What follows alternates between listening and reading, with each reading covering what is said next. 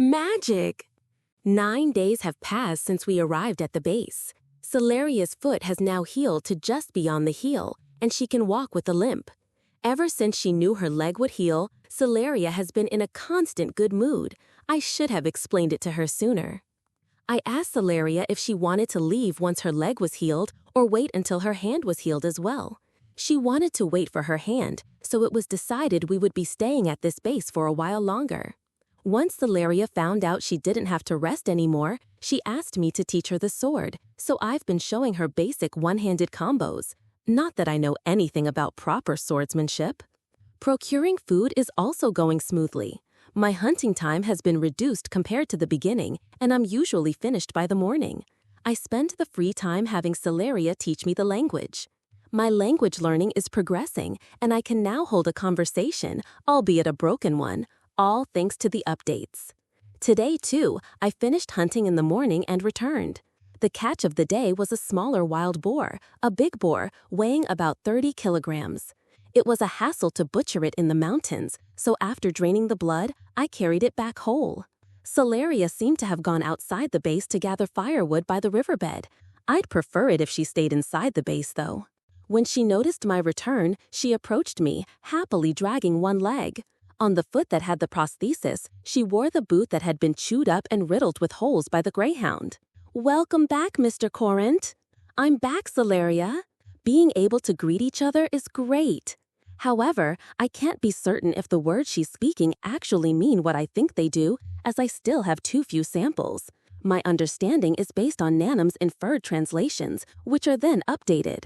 For example, it's not impossible that when Celeria just said, "Welcome back, Mr. Corinth," she might have actually been saying, "That's a huge piece of meat. Way to go, Corinth Cucci." I've only ever heard this phrase when I'm carrying prey, so it's a possibility. Well, judging from Celeria's demeanor, it seems certain she's calling my name with some kind of honorific, so the translation, Mr. Corinth, is probably mostly correct. I think she's using it because I'm older, but I'm not a fan of being so formal. I'll have to ask her to just use my name. Celeria, not Mr. Corinth, just Alan. For some reason, Celeria froze when I said that, but after a moment, blushing beet red, she shyly said, "Alan." I butchered the big boar by the riverbed. Celeria watched the process intently. She's probably trying to learn how to do it herself. Or maybe she's just incredibly excited for dinner. Celeria's appetite lately has been so voracious it's almost unnerving. Nanum is probably helping with her digestion, but even after eating a tremendous amount, she never looks uncomfortable, just perfectly fine. All right, the butchering is done. Let's have lunch. Returning to the base, I was about to start cooking when I noticed the fire in the hearth had gone out.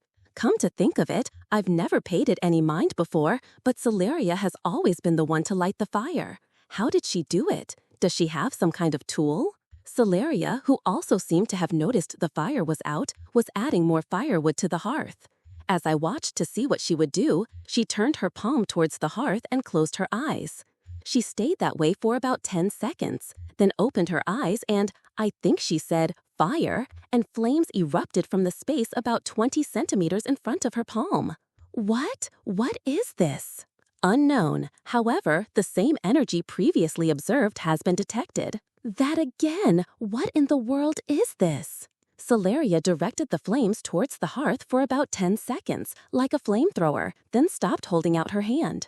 The firewood was burning and the fire was lit. Celeria, what was that just now? Celeria had a blank look on her face. Then, as if she finally understood the question, she put on a proud expression and said something, but there were so many words I didn't know that I could only understand half of it. Apparently, she was boasting about how little time it took her to produce the fire just now. I was reminded of a fictional movie about psychics fighting evil with superpowers that I saw on the Holobit as a child. Of course, no one with such abilities exists in the human world.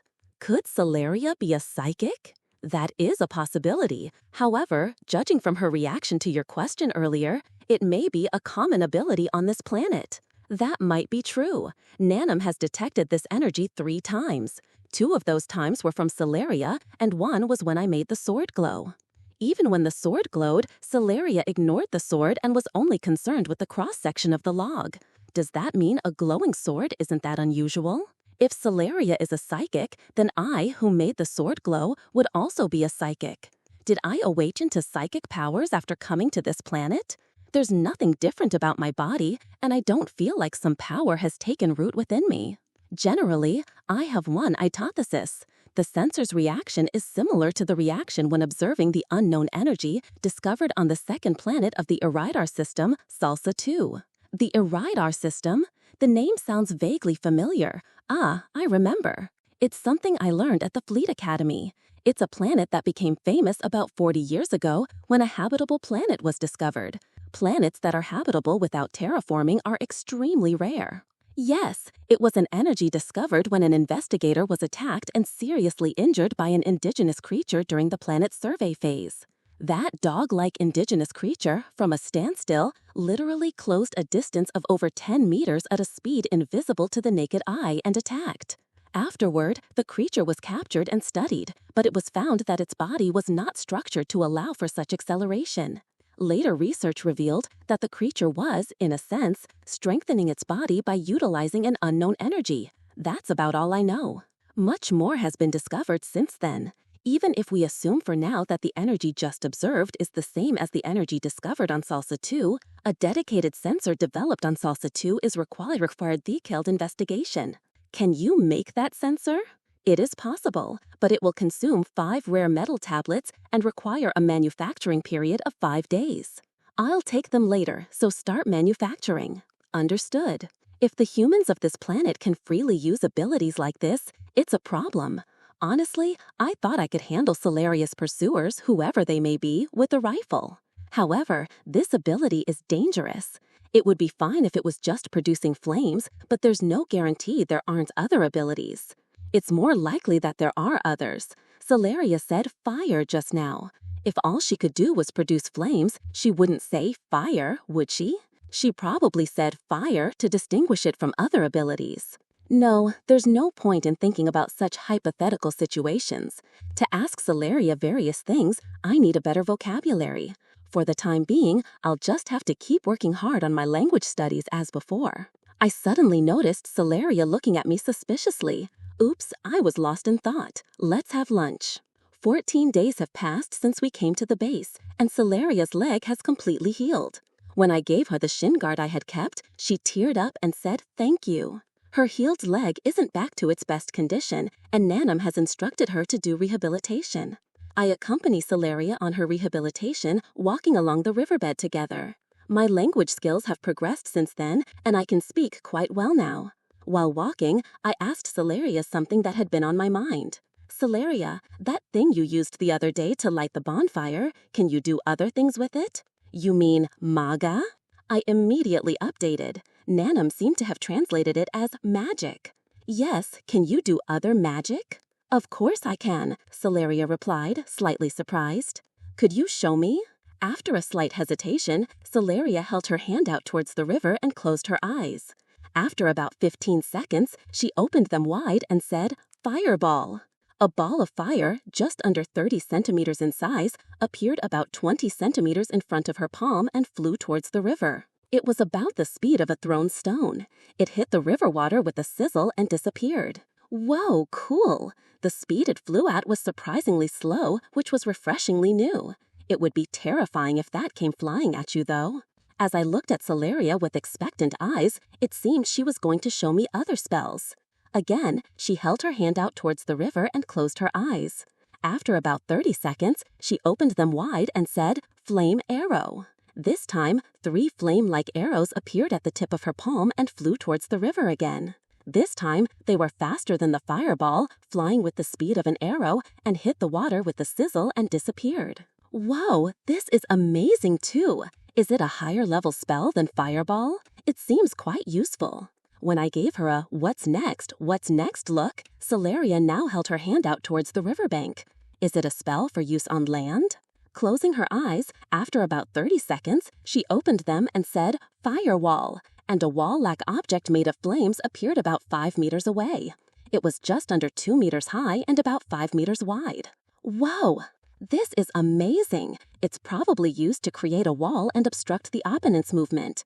However, it's difficult to find the right time to use it. After a while, when Celeria stopped holding out her hand, the wall of fire disappeared. "That's all for fire magic," said Celeria. "I see. Fire magic because it's the magic of fire. For fire magic must mean that other systems of magic also exist." "What about other kinds of magic?" I asked. After a slight hesitation, she held her hand out towards the river and closed her eyes again.